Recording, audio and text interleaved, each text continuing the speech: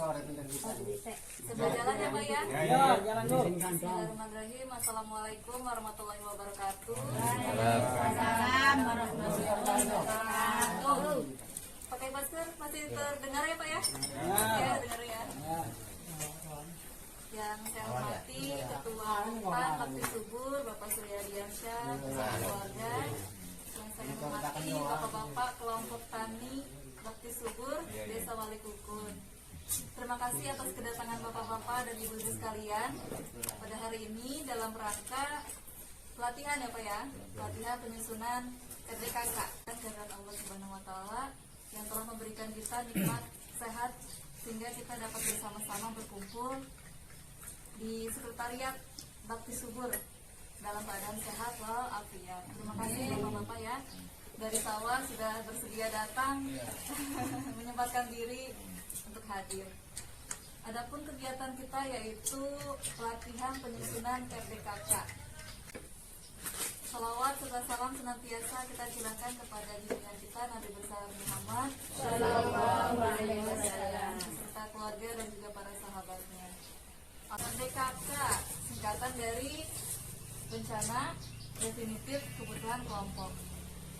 Rencana Definitif Kebutuhan Kelompok ini yaitu berisi rencana kebutuhan sarana produksi termasuk juga perencanaan pupuk bersubsidi.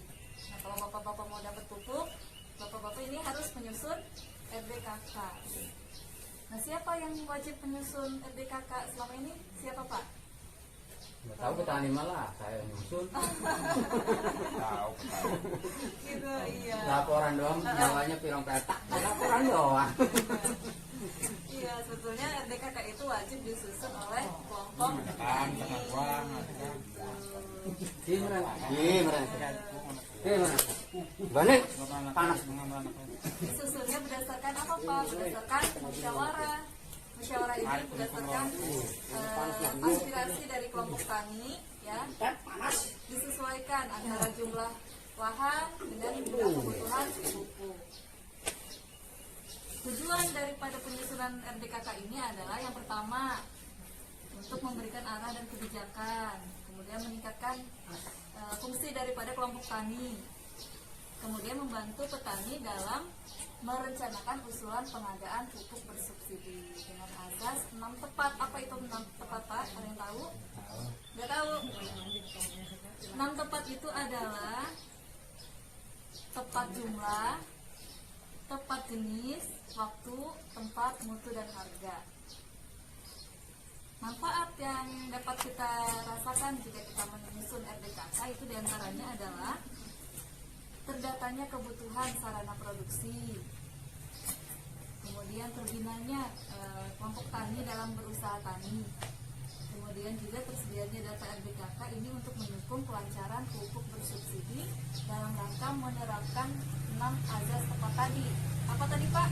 Tepat jenis, tepat jumlah, tepat mutu, tepat harga, ya, tepat tempat, dan tepat apa lagi Pak?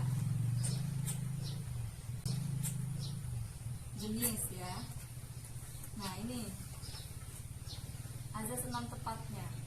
Bapak-bapak sudah tahu ya, ini pupuk apa Pak? Pupuk urea. Pupuk urea ini kemasan untuk urea bersubsidi ya Pak ya. Ya, ada macam-macam jenis. Tadi kan azas 6 tepatnya adalah tepat jenis. Seperti yang kita ketahui, pupuk itu kan ada jenisnya pupuk anorganik dan pupuk organik. Urea ini termasuk anorganik atau organik Pak? Anorganik, betul. Urea ini terbuat dari campuran gas amonia dan gas asam arang. Nah, fungsinya apa Pak urea itu? Untuk mempercepat pertumbuhan tanaman, karena di dalam urea ini mengandung gas amoniak dan gas asam arang, membuat tanaman akan tumbuh hijau, ya. Kemudian yang kedua ada juga jenis pupuknya yaitu NPK. NPK Ponska 15-15-15. Pernah dengar Pak? Nggak tahu 15 kandungan. Oh, nggak tahu. Taunya MPK. MPK aja ya. Benar. Kandungannya nggak tahu. Nggak tahu. Nah, kalau MPK 15-15 ini artinya kandungan nitrogennya itu 15%, fosfatnya 15% dan kaliumnya 15%. Itu Makanya dari MPK 15%. nggak bisa membedakan antara yang abal-abal dengan yang 15-15, nggak bisa membedakan. Biasanya di kemasannya ada tuh, Pak. Ya, cuma kan sekarang pinter, Iya, ya. yang namanya mafia pinter, karungnya diganti. Biasanya ada ciri pembedanya. Nah, ini. Iya. Heeh. Emang kalau teliti emang beda, apakah Iya. strip, apakah titik Oh, bedanya itu. biasanya gitu. Nah, kemudian juga ada pupuk organik nih, Pak. Pupuk organik itu pupuk apa, Pak? Ada yang tahu? Mamaku juga sering Organik. Pupuk organik ini adalah pupuk yang berasal dari tumbuhan yang sudah mati atau juga kotoran hewan, ya, yang dilakukan melalui proses rekayasa. Pupuk organik ini bisa berbentuk padat ataupun juga berbentuk cair. Fungsi daripada pupuk organik ini untuk meningkatkan sifat fisik daripada tanah, seperti menggemburkan tanah, ya Pak ya. Nah, untuk kandungan daripada pupuk organik ini bisa melestarikan juga atau menjaga kelestarian lingkungan, Pak. Pada pemupukan ini yaitu menggunakan aplikasi 5:3/2. Artinya apa, Pak? 500 dosis untuk organik, 5 tuh ya Pak ya. Dan 3-nya 300 kilo pupuk NPK, 2-nya 250 kilo pupuk urea. Ini berdasarkan rekomendasi ya Pak ya. Rekomendasi pemerintah. Ya. Rekomendasi pemerintah kan? Kecamatan Pak. Jadi tiap kecamatan itu beda-beda dosisnya. Nah, untuk di Kecamatan Carenang yaitu dosis yang direkomendasikan adalah 500 kilo per hektar ya Pak ya untuk pupuk organik, kemudian 300 kilo per hektar untuk pupuk NPK dan 250 kilo per hektar untuk pupuk urea. Oke. Nah, untuk harga ini berdasarkan peraturan ya Pak. Pupuk urea itu per kilonya 2.250 per kilo. Iya, harga head. Iya. Kemudian untuk pupuk NPK itu 2.300 per kilo. Dan pupuk organik 800 per kilo. Biasanya kemasannya kilo atau karungan? Karung. Satu karungnya berapa kilo? 50. Organik 40. Siapa yang berhak menerima pupuk bersubsidi nih Pak? Petani Yang tergabung. Iya, yang tergabung dalam kelompok tani. Bapak-bapak sudah tergabung semua ya? Sudah ya? Ini Itu juga ibaratnya susah kan adalah- gabung juga bikin datanya susah. Iya, Nah, nah. kita butuh pupuk mau ada ribu. Iya Pak, betul. Maksimal untuk penerima pupuk bersubsidi itu luasannya 2 hektar. Kalau dia luasannya lebih dari 2 hektar berarti tidak berhak menerima pupuk bersubsidi. Paham ya Bapak-bapak ya? Kamu hektaran.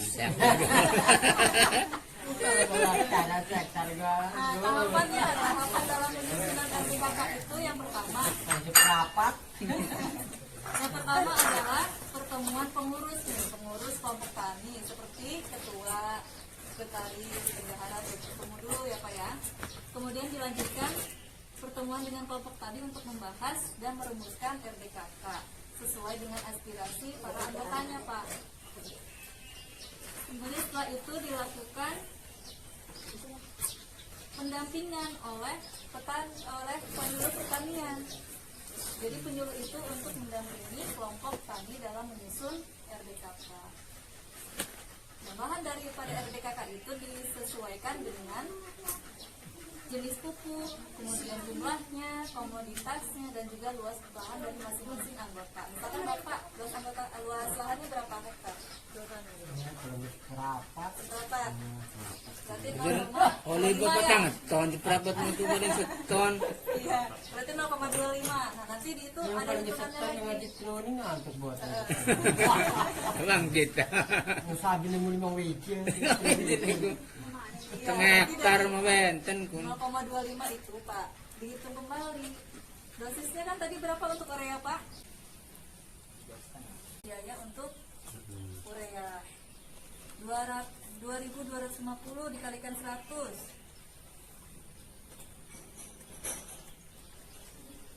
Hasilnya berapa Pak?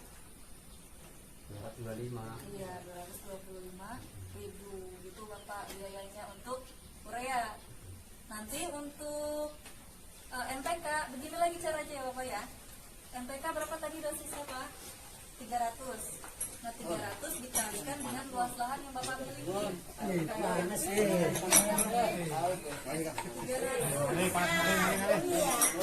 dikalikan dengan luas lahan Bapak tadi 0,4 ya. 0,4 dikalikan 300 Pak. Ini nomor Pak. Nanti dikalikan juga dengan berapa harga per kilonya untuk NPK? 2.300. Hasilnya nanti itulah yang menjadi biaya daripada penebusan NPK. Sampai situ paham Pak? Paham ya? Kalau sudah paham, coba kita latihannya ya Pak ya. Saya ada lembar latihannya. Supaya Bapak-Bapak bisa menghitung, merencanakan kebutuhan pupuk bersubsidi. Rapian ramai. Nanti Bapak Oh, sudah berada. kelompok tani apa ya Pak ya? Pasti subur ya. Kemudian desanya Wali Kukun, Kecamatan Carenang. Kiosnya, nama kiosnya apa Pak? Untuk tani. Subsektor itu artinya tanaman pangan atau padi ya. Musim tanamnya, misalkan musim tanam 1, musim tanam 2, atau sampai musim tanam 3. Silakan dicoba ya Pak ya, kita latihan ya.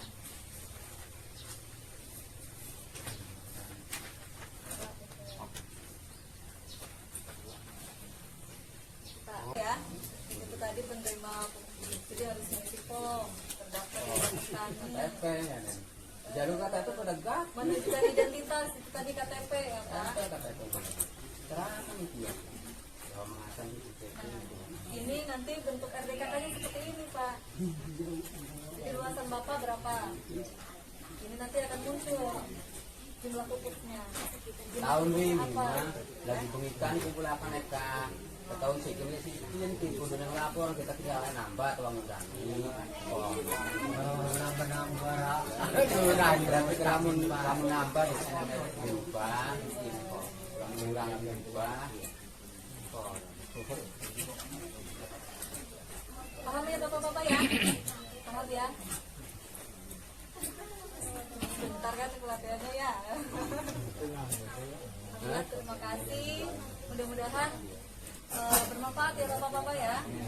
Semoga kedepannya kelompok tani, anggota kelompok tani bisa ikut berpartisipasi dalam penyusunan RDKK sesuai dengan kebutuhan real, kebutuhan di lapangan. Terima kasih atas tindakan Bapak-Bapak sekalian. Saya ucapkan wabillahi taufiq wal hidayah. Wassalamualaikum warahmatullahi wabarakatuh.